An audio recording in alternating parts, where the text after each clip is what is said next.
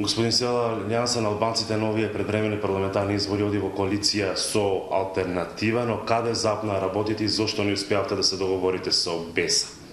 Сега, ако зборуваме каде запна работите, мислам дека повеќе од јасно е постапките што БЕСА после овој период ги презеде. Значи, јас имам информација дека тие цело време договарат коалиција со СДСМ и тоа го направија. После изгледа целта, она што се кажуваше по медиумите, дека се за коалиција помеѓу три политички партии, беше само пропаганда во медиумите и стратегија за да стапнат во коалиција после со СДСМ. Колку вака расцепкана албанска опозиција, како што е во моментов, ќе биде доволно силна да ја симне дој од власта, што предпоставаме и ваша главна цел? Албанската опозиција не е расцепкана.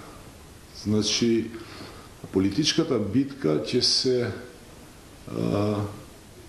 води помеѓу две блокови, а тоа е Алијансата за албанците во коалиција со алтернатива и ДУИ.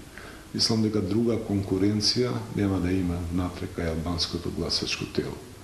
Кој од македонските политички партии во овој момент ви е поблиска, СДСМ или ВМРО, и кои ќе бидат условите кои што Алијанса ќе ги постави при евентуален влез во идната извршна власт?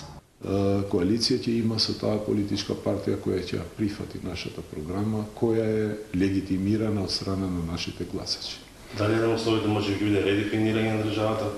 Уставот не е нешто статично што е донесен негде и некогаш и не може да трпи промени.